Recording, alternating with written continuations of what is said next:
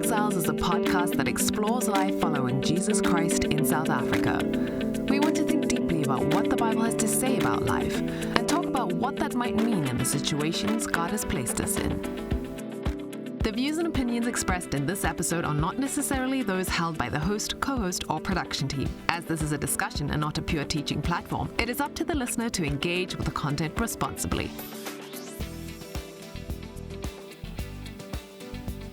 Well, hi there, and welcome to today's episode of Faithful Exiles. It's great to have you with us. And today we're really thinking about a big topic, a topic that relates to what keeps us occupied for most of our waking hours, and yet strangely also a topic that's not that often discussed. And it's the topic of our work. How does Monday's work relate to Sunday's worship? How does my faith in Jesus Christ inform my work? With us today for today's episode, entrepreneur and venture capitalist Paul Kim, who spent over a decade wrestling with the subject, both in terms of theology and biblical vision, and in terms of concrete practice as well. And we ask Paul about his background, we hear why this is such an important subject to think about, we discuss key aspects of a faithful biblical theology of work, and we get practical about what this means for this coming Monday. This really was a great discussion with Paul, and we hope that it stimulates you to think about your own work in fresh ways. So, Paul, I thought we'd begin this morning maybe by just getting to know you a little bit better. You started your career as an actuary. You're now an entrepreneur running a business. Can you maybe share a little bit about that journey with us? Yeah, sure. I didn't start my career off as an actuary, technically speaking. The actuarial profession is quite strict on how we label ourselves.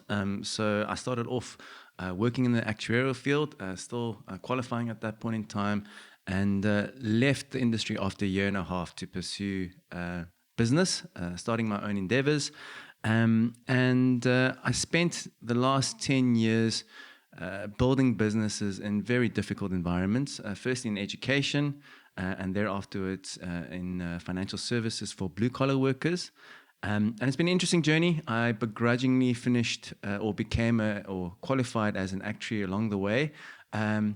But even that, God has turned into something that's really valuable for me, and I've kind of appreciated it toward the end. And I'm really loving the blessing that skill set has given me. So that's been great. I'm an entrepreneur, was an entrepreneur, but now kind of sitting on the other side of the table as an investor. So that's also been interesting, moving to the dark side of the equation. Interesting learnings. Well, I think two things that I wanted to mention. The first is that at the end of the day, when you're building business, as complicated as it can be, it starts off with the basic building block, or who are you trying to serve and why are you trying to do that? And it doesn't matter what type of business that you're creating and what type of aspirations you have. Ultimately, if you don't start there, I think you can quickly get lost. And you do see a lot of companies get lost. A lot of entrepreneurs get lost because they kind of mix that up with, what am I trying to get out of this business? Or how do I want to succeed, as opposed to who do I want to serve, or how do I want to serve them? The second learning is I started off in Edge Campus with a very idealistic way of thinking about business, and wrote off a whole bunch of other businesses because they weren't following this godly way, in abbreviated or in commas. That's not true. Just like God created a diverse set of animals and plants, there's just a diverse range of ways in which to do business, and it's always hyper-contextual. So what I've learned over the years is not to copy and paste, to learn from that business in that context and understand what you can learn from them to apply into your context. So yeah, God is amazing. He's infinitely creative, and He's given us an amazing range of ways to build business. Mm-hmm. And so always start off with your client or your customer and that specific context, and build a business around. Okay, you just mentioned that you recently transitioned from Pixar to Redemptive Capital. You're moving into this investment space. Can you maybe share us a little bit about the vision of Redemptive Capital? What kind of role are you going to be playing into the future? So Redemptive Capital was an interesting move, birthed out of some a very interesting context. I say that because we had aspirations to start Redemptive Capital over a 15-year period, but because of what happened during COVID, it accelerated to now. And so it's been a very interesting journey, and it went really quickly. And it happened in a very unpredictable manner. We had certain aspirations of how this would turn out and what would be the steps leading towards the formation of Redemptive Capital, but God, in His infinite wisdom, did some amazing things that I'm still personally reeling from in terms of how did this all come about. But in essence, Redemptive Capital was started out of our experience at Pixar. I worked at Pixar from 2015 to 2020, a 5-year stint from September to September. We had such an amazing vision. We felt that we had the right motivation and the right vision. But it's been really challenging. And there were often times where we had some serious setbacks, serious failures, and deep questioning, and thinking through, why is it so difficult to do good? Why isn't God making it easier for us to do good? And deep introspection of ourselves as well as the company led to us realizing there were so many other non-financial services problems we needed to solve before we were given the luxury of tackling financial services problems. In essence, Pix is about solving the financial health crisis that South Africa faces with its blue-collar population. And so we realized that, and the whole point of Redemptive Capital is to create an environment to put out infrastructure so that other companies that want to do good amongst the blue-collar population, which includes employers, we're going to make it easy for them to do that. You often come across an employer or individuals that after 3 or 4 years of trying, they're just jaded by how difficult it is, and they've almost kind of given up. And we feel that it's not a function of their desire, it's not a function of their specific company, but it's just a function of the poor infrastructure that exists in these populations.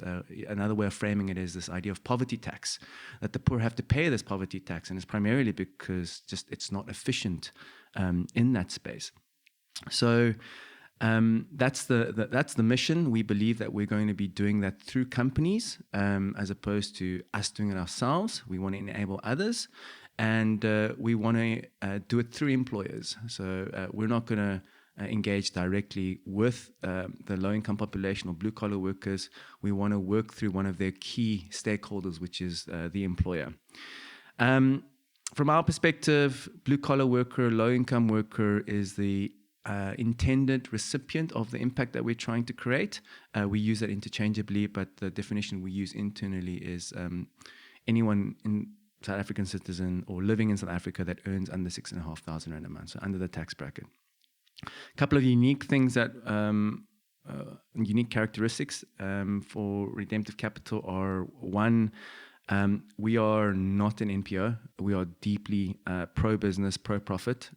We feel that NPOs are your last resort, and the reason why they're leaned on so heavily now is because business has neglected its first mandate and deemed a second-class citizen, and unfortunately NPOs and churches have had to step into the mix. We're also based on permanent capital, so if you're from an investment background you'll know what that means, but for those who aren't, we've got no exit agenda. So we're not trying to build businesses and sell them and continue in that fashion. We only build something or pursue a partnership that is going to build a business if it fits our bigger puzzle that we're trying to build. Which brings me to the third unique kind of characteristic, which is we don't have an investment thesis. So typically investment fund would have an investment thesis. They think, for example, clean tech, so that you invest in solar, you invest in clean water and so on and so forth. But we take it one step further than that because we're trying to tackle one big problem, and we feel that there's one big solution made up of a whole bunch of smaller solutions that need to work together in order to solve this bigger problem. So we've got this big puzzle that we're trying to build, and there's little puzzle pieces that we need. And when we back a business, it fits that puzzle piece, but it also needs to fit into the bigger puzzle. Otherwise, we won't invest in it. So we really aren't out there to make money primarily. It's more to solve the bigger problem that we see. And some other smaller things. We are deeply collaborative. Kind of, if you go back to Genesis, you get this idea of it being made in the image of God, deeply relational. The first act of vulnerability that I think we see in Genesis is that woman was created. I mean, we're talking pre-fall, so there was, I suppose, what you could call a very healthy relationship between God and man, but yet woman was created. Why? And so we believe in working with others, and we're not going to be we're not going to be the saviors. It's only by working deeply with others that we'll be able to make progress against this problem. And then the last thing I probably wanted to mention is, as much as we are investors, we also have a deep respect for building companies, and so we also get our hands dirty. Also kind of this idea of God made the earth and the planets and the animals and the plants. He got his hands dirty. It wasn't just an intellectual process. So we don't sit there in the background, just put money in. We get our hands dirty and we co-build these ventures with a lot of the entrepreneurs. Yeah. Sure, thank you. That's an exciting venture. And you've already picked up a little bit on that sort of theology of work underlying what you're doing, going back to Genesis. But let's think about that a little bit more. You've clearly spent a lot of time thinking about this subject. Why do you think it's important for Christians to be thinking these things through? What I do Monday to Friday, 9 to 5, isn't what God's really concerned about. My prayer life, my personal devotions, my going to church. Why would you say it's so important that Christians actually think through this particular area and how we apply the biblical vision, the biblical story to our work? Yeah, that's an interesting question because it's so essential in its nature. It's like asking, why do we need oxygen? And the reason why I said is if you kind of take a step back and you think about us as human beings, and if God is the creator and the Bible is sufficient, then you need to appreciate that the theology that's given to us, or God's instruction that's given to us, should kind of cover our entire life, 24/7, from birth to death. And if you look at work being a third of your life, or I suppose when you're 18 or 22 till you retire, if you do retire in the traditional sense, that's a large chunk of your life that many people just don't have an answer for. So what happens is that you inevitably have a gap. Because ultimately you need to believe something in order to act. And so you are acting, which is in this case work, and you're driven by a certain set of assumptions. It's just, I've always said that there's nothing that you do that doesn't have an underlying belief system, just because otherwise you wouldn't do it. So what happens is there's this vacuum that's created, and this vacuum then absorbs whatever else exists in the world. So I think today's modern working man or woman, you've got a couple of things that are unfortunately have infected you instead. So this idea of American dream, kind of you work hard, you get rewarded, and you can enjoy it for yourself. This from a Christian perspective, I think this idea of or a hyper focus on individual salvation, which only focuses on our spiritual standing before God, has unfortunately created this vacuum. And then extreme westernization expressed in hyper-individualism. So what I mean with that is often when people look at work, the two questions is, what are your passions and what are your talents? It starts off with self, which I don't think is the biblical model.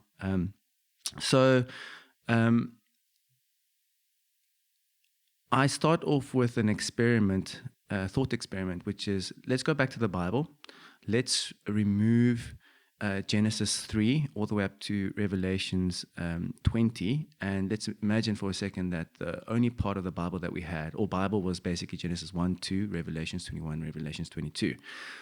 What would we have been doing? And if you look at that, and specifically Genesis 1, 27 to 29, you see something interesting. It's very clear from those three verses that our mandate wouldn't be just to read our Bible every day and to seek the salvation of others, because, or actually Jesus hadn't Jesus technically wouldn't have been necessary at that point in time. There would have been no one to evangelize. So you see this idea of the creational mandate being discussed. The first part of the creational mandate is to establish who we are, so made in the image of God.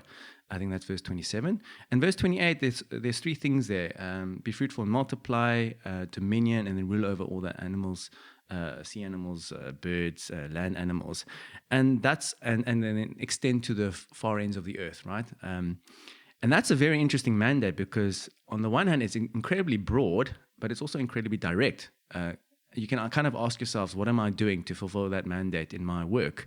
And quite clearly, it doesn't just cover evangelism, reading your Bible. It kind of asks you to get going with this, with the real world. Tim Mackey, if I remember correctly, the guy, one of the co-founders of the Bible Project, says that you must remember that Genesis was written for an audience back then. And there was no planes, there were no submarines. And for them to have heard rule the sea animals and the birds in the air would have been remarkable. How on earth are we going to rule over the birds in the air? So somewhere in that statement was an airplane, a submarine. All these nature documentaries that we watch, we can only rule the birds in the air if we understand how they work. So cameras, science, all of that was required in order for us to fulfill that mandate. So that's what leads me to the conclusion that hyper focus on individual salvation has been a disservice to some extent because it doesn't cover the original intent with which we were created. It only speaks about what was broken and our response to that, which is just half the story.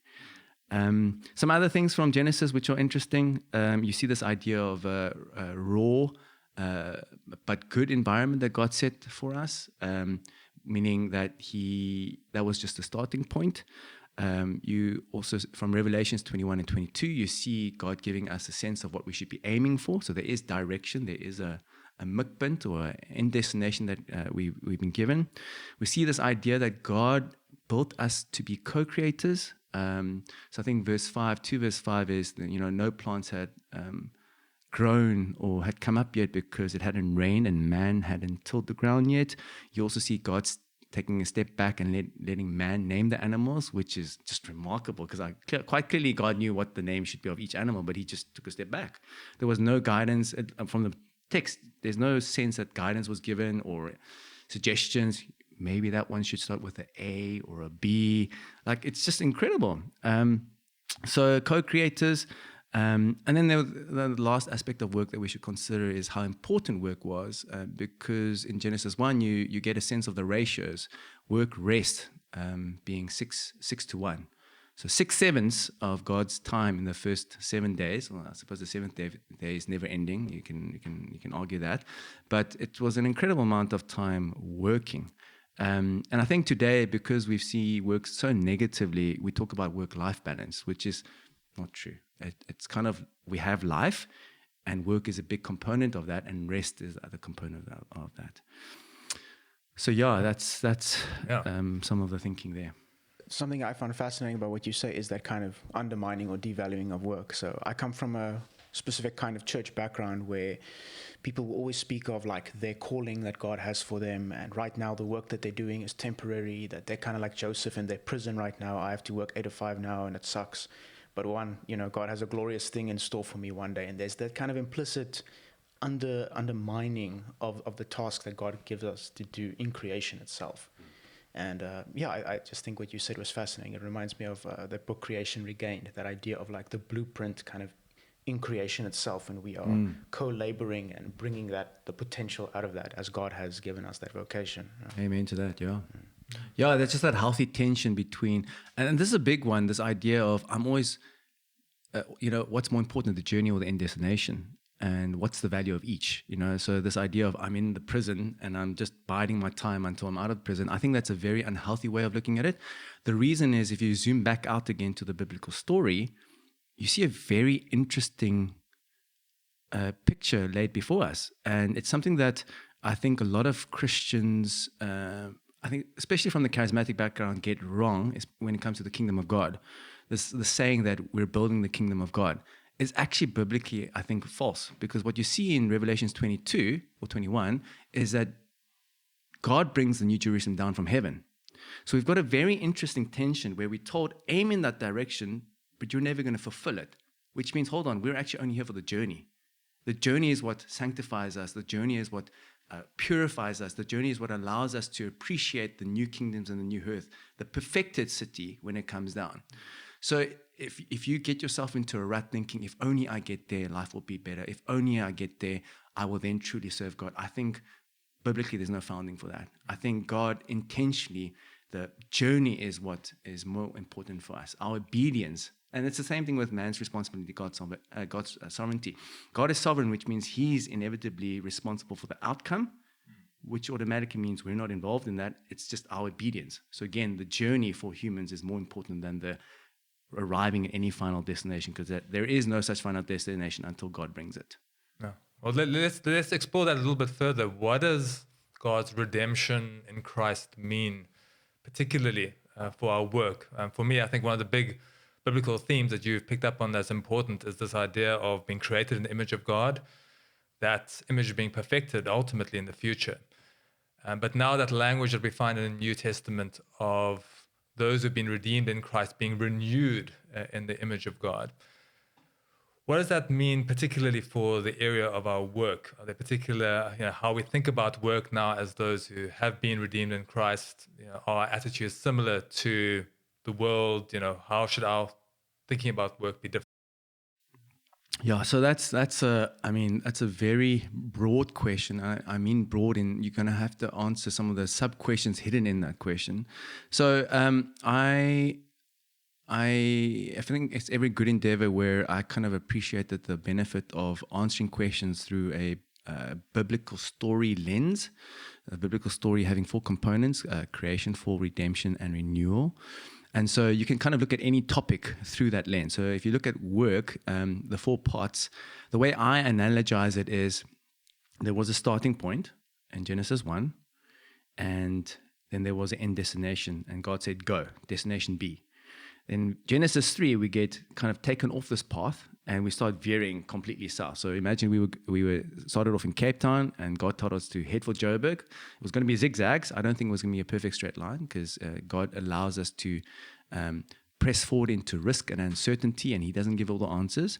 But because we disobeyed God and we wanted to do things our way, we're now heading towards Australia. And there are multiple attempts by God to course correct us. So you see the first attempt, which is, if I recall the first attempt, which is a flood, complete decimation. Let's start again. Let's try that. So, kind of let's redirect ourselves to Joburg. We're currently over the, which is it, Atlantic Sea, hey? Yeah, it's Atlantic Sea. Let's try go back to Joburg. And unfortunately, that is not a great attempt, because soon after he comes off the boat, we see that event with Ham and Noah, right? And oh wow, it was barely a couple of days, and we're now back into the mess again. And then we see later on this another attempt by establishing the law, and that also doesn't work. And then there's more laws, and then that also doesn't work. And then you get to a point like, what on earth is going to be the solution? And then Jesus rocks up. And what Jesus does is he not only points at a better way, he also guarantees it. So in the analogy, it's almost like he lays down like a flight path that's almost guaranteed, that we can't deviate from, and that he secured because he's ultimately defeated Satan and the power of death, which is a consequence of sin. So the way I see work then effectively is we had an original mandate, and I call them biblical values as opposed to Christian values for work. And by saying that, just quite a small detour, I think non-Christian companies can apply biblical values to their work. I think Apple's a fantastic example of how its biblical values are well expressed in a company. And then the fall happened. So then those 3 curses on our work, specifically actually for man, the pronouncement was on man was around his work. And we can go into that, this idea of thorns and thistles. So sometimes you work hard, but the end result is something that's unintended. I often use the Facebook example. They wanted to connect the world, but like right-wing extremists have a platform, and there's unintended consequences from that. This idea of toil, this idea of the eating from the sweat of your brow, which is directly contrasted from the Garden of Eden, which had a lot of abundance.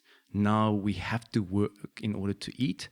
Anyway, and so the idea is to understand how has sin marred our work, because work was inherently good, but we're feeling certain effects of that. In today's language, it would be burnout. It would be frustrated. I'm not suitable for this work, or I don't feel passionate about it. And then we get to redemption. And the redemption is really cool because, remember, Jesus has bought and guaranteed this flight path back. Meaning, we know that if we work with a redemptive heart, redemptive intentions, whether we see the fruits here on earth or not, we know God will honor that. So sometimes I think Christians are overzealous about, if I do the right thing, I'll see the reward now. I want to serve these farm workers with financial health solutions, and then the results don't come. You're like, but I thought I was obeying God. And what we've done is we've mistakenly thought that our obedience must be rewarded here and now. But ultimately, the biblical story isn't that, because we see Jesus saying that there will be suffering. The apostles writing about suffering here on earth, but in the long term, that the outcome is guaranteed. So the redemption is things like sacrifice, forgiveness, grace in our work. And we can talk through some of the impact of that a little bit later on. And then renewal, it's just a reminder of where we're heading, which is this perfected city that we're going to live into. And the interesting thing about that is, I think it's in Revelation 21, where it speaks about the kings can bring their glory into the heavens, into the new city, which is such a remarkable verse, because even though we're not building the kingdom of God ourselves, because the Jerusalem is coming down, somehow there will be a transfer of our work here into the new heavens and the new earth. So the two questions that I keep thinking about is, firstly, in my work, am I preparing myself to be a citizen of the new heavens and the new earth? Will I be in such a state that I will feel comfortable in the new heavens and the new earth and know what to do and how to live? Secondly, is the work that I'm doing, I'm really excited about the prospect of seeing the fruit of my labors when I get to the new heavens and the earth. And God will point at these things. It looks like this now, but I used you in 2020 to lay down these components that led to this. And I just can't wait to see that. And so that's really exciting. And it speaks against this idea that God is just going to destroy everything and start from scratch. I don't think you can see that. I think God's going to take our labors and somehow auto-magically, if you come from a tech background, turn it into the end product that you had this aspiration for but could never reach. And that's deeply exciting for a builder like myself. I think that's very important. I often think of Jesus' words in the parable about, even the least cup of water given to someone won't fail to receive its reward. We might not always see that reward immediately in this life, but your desire to provide the poor with financial services, you might not see that reward, but that desire that's driven by the gospel will ultimately receive its reward. Yeah. Christian, do you have any further thoughts or questions for Paul? I think it was interesting. As much as Peter would talk about like the elements dissolving with fire, and kind of the finality of that, you do also have John in Revelation. I think that's also a sermon by Mackie that I heard on this, where he speaks of the language in the Greek is of God making all things new, as opposed to making all new things. And there is that sense of uncertainty. How is all this mess with all woven with sin going to somehow translate into the new heavens and the new earth? And yet somehow there is some component to that we are partnering with Christ as he's working out his mission. And Amen. It's going to be interesting to see how that works itself out. Amen. Yes, there's always that continuity and discontinuity. I think even there in Peter, it's interesting, the model that he bases that on is the flood. So there's this recreation. It's not a complete destruction. There's continuity and discontinuity. Paul, let's explore a little bit about the idea of money and thinking about working for money. Or even before that, let's think a little bit about the way we value work. I think this is a very important one, especially in our South African context. We tend to value the work that brings in the big paycheck. How do you think God thinks about that? How is a biblical vision different to just those are the people doing the really important work, the ones who get the big paycheck at the end of the day? Yeah, so I think firstly, we need to appreciate that there is a ledger, an accounting ledger in heaven, that God is God for each individual and his obedience. Now, we can talk about it in two respects. We can talk about it in terms of salvation. We can talk about it in terms of accountability. And I think in Revelations, you see a distinction between the two. So this ledger doesn't get you into heaven. It doesn't give you eternal life, salvation. Only Jesus can do that for you. Your name is in the book of life based on whether you accepted Jesus or not. But at the same time, you cannot throw away this deep idea that resonates through the entire New Testament and the Old Testament, that there will be accountability for your actions. Now, I start off with that because money is a very interesting tool that's given to us by God as a way of reducing friction. So money originally, as far as I understand, was an innovation in the bartering world, right? This idea is there's huge friction in trying to calculate how many chicken for cows at which time, and then how do you convert that to bread? And it's a really helpful way of simplifying that. But unfortunately, what happens in simplification is a loss of fidelity. You lose out on certain things when you simplify. So what do you lose out on when it comes to work and money? Well, firstly, the amount of money that you get paid is a function of two things. One, obviously your work, but two, and maybe more importantly, and it's the hidden assumption, is how society at that point in time values your work. Okay? So those two components leads to a number. Okay? And remember I said we lose fidelity. So a number now represents two components, but the number is lost at fidelity. Problem is, we as humans, we as Christians, as people, we reverse engineer that number backwards to imply a certain value. So we look at a number and we say, oh, that's a high number, therefore there is a lot of value. But because we lost the fidelity of what that number represents, we automatically assume the world's value of that time or that work without realizing it. So I think that's the problem with looking at money only as the metric for why work is important. You are hiddenly assuming how the world values that work instead of how God values the work. So the way I have simplified it for myself over time is, and I've struggled with this for a very long time under the banner of stewardship. If you start off with this idea that everything is a gift, then actually work is a gift, and how am I supposed to steward that? And then money is a gift, and how am I supposed to steward that? So in my head, I'm trying to break down this idea as I work and I earn something. Because then automatically you start thinking like an owner. You were involved in that, and therefore you get to use that for yourself. It's almost like even money itself is given to you as a gift, and how are you going to steward that? So yeah, that's the way I think about money and value. And I am deeply aware that right now my skill set, actually, yada, yada, yada, that is perhaps overvalued relative to other works. And so I don't see the amount of money that I earn as defining how much my work is valued in front of God. Ultimately, you see Colossians 3:23 that perhaps breaks all of this down, which is work as if you're working from the Lord, which means that ultimately the value of the work, I think, is derived from the work giver. I think Keller uses this example of Obama asking for a cup of coffee. Trust me, you're going to work bloody hard to get a really amazing cup of coffee if Obama asks it for you, right? So it's the requester that really elevates the value of the work. And I think we forget that. And I think especially in our own context, where there's large unemployment, I think especially in the church, we really need to value all kinds of work. And I think that's another biblical emphasis.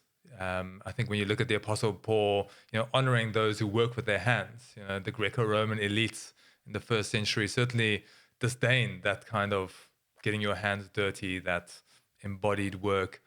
And I think even in that sense, the Bible gives us a very different perspective there.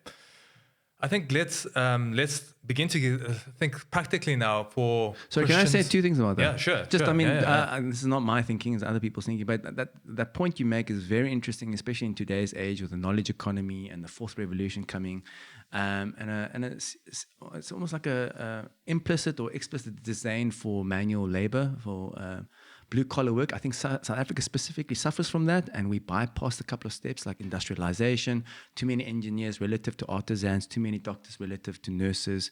It's just this idolization of a tertiary degree at the expense of actually the building blocks of the economy. And what's remarkable in the biblical story is two things. Again, Garden of Eden, I mean, he got his hands dirty proverbially, but I think also physically because, he made man out of dust and breathed life into him. So his hands got dirty to some extent. And also Jesus came as a carpenter. He could have come at any other point in time, but he came as a carpenter. And that's just, I think he knew what was coming, this obsession about the theoretical and knowledge, and just blatantly in the face of that, I'm coming as a carpenter, I'm working with my hands. So that's just fascinating. The Bible has those 2 points. And interesting, that connection as well. Jesus ultimately bears the crown of thorns as well, the thistles and thorns. So in that sense, that he redeems work in that sense as well.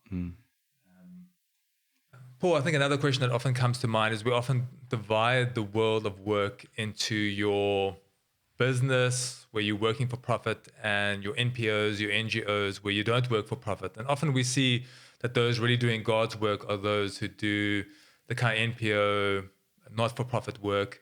How would you answer that? We often have this idea that money is in some sense tainted. Is it wrong to work for profit? How would you answer that question?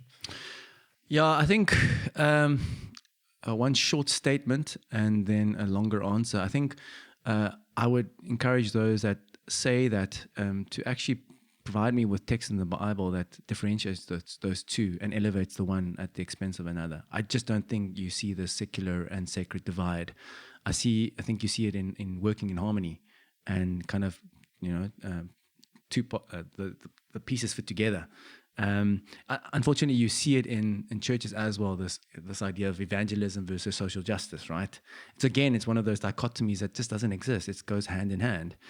The longest statement I wanted to make about profit, because unfortunately, like I said earlier, business has been tainted. It's seen as a second-class citizen. Often what reaches the press is all the bad ways in which business operates. So a lot of people who aren't in business just look at this in just a very unhealthy way. Unfortunately, sometimes warranted, because there are some really nasty actors in this space. But it's don't throw the baby out with the bathwater. So profit is an interesting idea. First, I often ask these questions when people write things off is, well, who created profit, the idea of profit? Was it the devil or God? And that immediately kind of creates a dichotomy that you've got to deal with. Wait a second. What is wrong with profit? So I would argue, and I'll substantiate it now, that profit was inherently created by God, that the devil and human nature and the world twisted. It's not something that inherently the devil created. Now, what is profit? So let's define it quickly. So value created, a subset of which is value captured. So JP, you receive a certain value from the service I provide. I capture some of that value by charging you a price, and then there is a cost of creating that value. So the difference between the value captured and the cost of the value creation, you call that profit. You can differentiate between kind of gross profit and then overall profit. Gross profit being on that specific item that gets sold. What are the profit margins you're making? And then, you still need to pay overheads, office, administrative staff, and so on and so forth. Are you doing enough volume to cover that? The hidden assumption here is quite interesting to think through is, how is that even possible? So what has God built into the fabric of the world that allows for that equation to exist? Because nothing is possible outside of God allowing for it to be possible. So it's the same idea with gravity,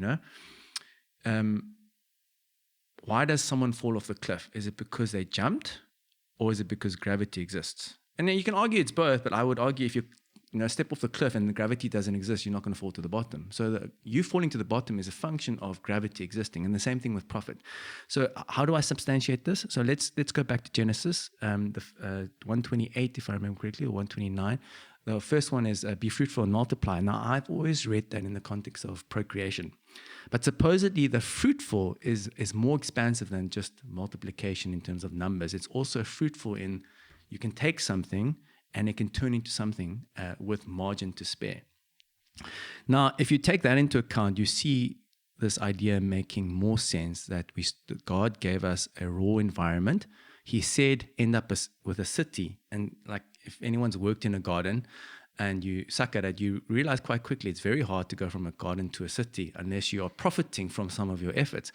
A great example of this is subsistence farming. I mean, that's the idea is basically you just working to eat.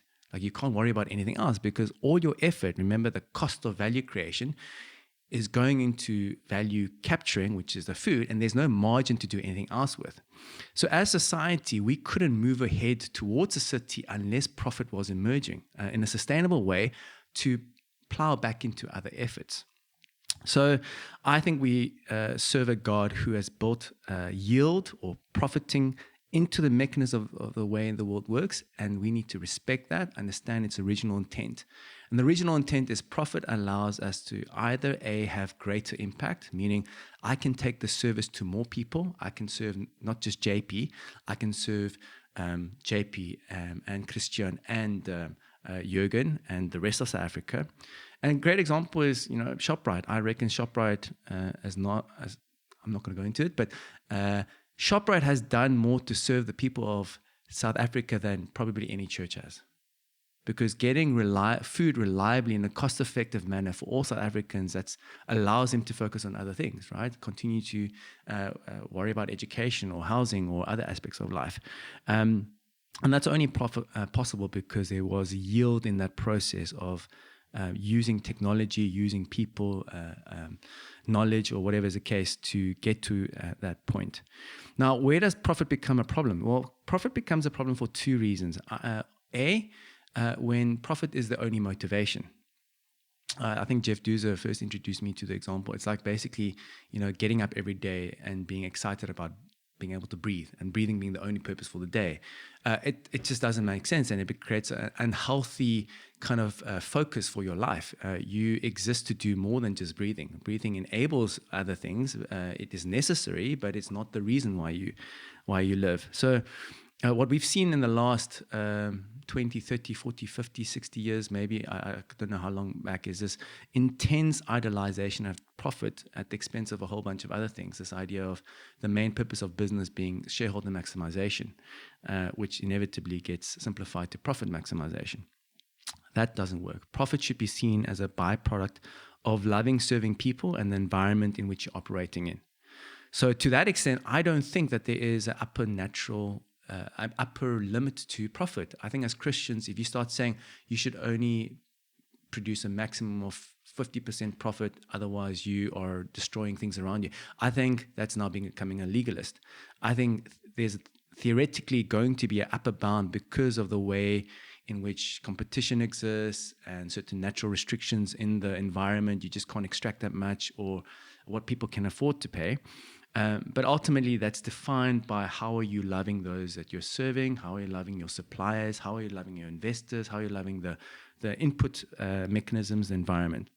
The second way in which it goes wrong is when it's actually ignorance or it's an ignorance issue, because I think it's only now that we realize the long-term effects of abusing the environment. I reckon 40, 50 years back, when things were so abundant, people didn't realize the negative consequences of just raiding the earth's stores, and that's why they could kind of neglect thinking about environmental profit or human profit or everything else outside of financial profit. Now, 40, 50 years down the line, or however long it has been, we're waking up to this idea that, hold on, these other things are important as well. And so out of ignorance or out of idolization is where profit is unfortunately a very destructive mechanism. But inherently, it's a fruitful thing. Yeah, and I think you see that in creation, that abundance that God creates. There's an overflow out of which things can grow. And just thinking particularly about the documentary I watched about what Pixar was doing, what struck me there was the one farmer who wanted to share some of that profit and generate more through sharing and actually giving his own farm workers an opportunity to work the land themselves. That struck me as very interesting. Yeah. Thank you. Yeah, no, what I found interesting about that is that there is kind of like a hatred of profit these days, like not just by secular people, but some Christians are becoming more and more kind of Marxist in the way they think about finances, that it's inherently evil and tainted, and thinking through like God's creation and profit and these things. I think it's very useful, and I think it's something that Jürgen and I discussed last night, is that one of the weird things about the times that we live in is the assumption of like the normativity of just wealth. That because historically after Industrial Revolution we are so wealthy in comparison to the past that people think it's normative, whereas the reality is people not having anything is the state of nature, and then you need to start doing something. And so the real question, I think this is that the economist Thomas Sowell points out some of these things, like the real question is like, why is there wealth, and how can we it's not normal, so to speak. It requires labor and extracting things from creation in that sense. Yeah. And just to link that up to kind of creation, why is there abundance, right? So God placed us in an environment of abundance, Garden of Eden, in the context of non-abundance, because outside of the Garden of Eden, it's quite sparse. And so God somehow knew that there was enough abundance to continue into the future. Obviously, denying God's kingship over us resulted in scarcity, immediate scarcity. This idea that you have to work or eat from the sweat of your brow. And so, but as a Christian, you believe that God is a God of abundance, and kind of deeply looking into how do I create abundance for others is one of the ways in which we allow others to flourish, which is contrary to this evolutionary mindset, which is the stronger survive, or the fit to survive, or the American dream is, or not the American dream specifically, because that's just like, I want to succeed, but I win at the expense of others. So if others win, then it's at my expense. And I think Christians are called to go back to this idea that God is a God of abundance, and He's given us a lot of insight and technology and just clues I'm watching this documentary called The Tiny World. It's on Apple TV, and you just look at these things and the clues that are hidden in the animals and the plants that He gives us as technology indicators of how we can even get more abundance out of the earth planet. It's just remarkable that He's done that for us. And we just haven't done enough to acknowledge God, and that He's given us these indicators and really deeply researched them, done science on them to understand how do we use that and create abundance in the real world. Let's think through. Let's think through practically the Christian going to work on Monday morning. What practical steps can they take? I mean, I guess it begins with having this big picture theology of work. But should they start a Bible study at work, a prayer meeting? What are some practical ways Christians can equip themselves to better serve Christ in the workplace? And I think maybe it's also a point to maybe share some resources as well that you found helpful in this area. Yeah, so I think in approaching a lot of these conceptual changes, I think God has put forward a basic structure for behavioral change, which is, I think it always starts with theology. Like we said earlier, when we do something, it's from a set of assumptions. So unless, when you look at the behavior and it's pointing at something, it's pointing at what you believe about it. So if you don't have anything tangible that you think you're believing about work, I can guarantee it's because you can't see it, because there's no other reason for why you'd work. Either it's to just make money, to feed your family, which in itself isn't a bad thing. I think it's a problem when it's the only thing, or you want to climb the corporate ladder. A lot of these things is difficult to see because it's something that's you just live by. So like water for a fish, what is water? So the first point is always to use the Bible. The Bible's a mirror. So starting off with theology, what does the Bible actually say about work? And I think churches, unfortunately, given what we spoke about earlier, about hyper focus on individual salvation, which, I mean, there's a reason for that. And so it's always a careful tension in church to preach across multiple topics, but always to remain focused on people don't know Jesus. But starting off with theology, some great resources there, book format. It's I'd highly recommend Every Good Endeavor by Tim Keller. If you are a millennial and you need video or audio, there's things like Praxis Labs. They've got a really awesome 6-part course, Faith & Co. Have got an 8-part course. There's some interesting podcasts. Tim Mackey, the Bible Project on the Human Project or the Creational Mandate is fantastic as a starting point. Then, in order for that to not be just a theoretical exercise where you can regurgitate the answers, then requires deep meditation, deep reflection. And I found the following 4 questions really helpful. The first is, who does God want me to love? Because ultimately, work is a function of serving God and serving others. I mean, it directly follows from the 2 greatest commandments. It's a reflection of that. Secondly, how does God want me to love them? Third, what is required to love them in that way? And then fourth, what do I have and what's missing? So you can see that talent and passion kind of sits last in the equation, not first. The 2 things that you should consider when you're doing all of this, before we get on to the third point, is if you've never done pull-ups before, it feels unnatural. It's very demotivating the first time you try and do a pull-up, okay? And it is like that for any new skill. And so when you do this for the first time, and I've observed with those around me, you get so frustrated because I'm doing this, where's the answer?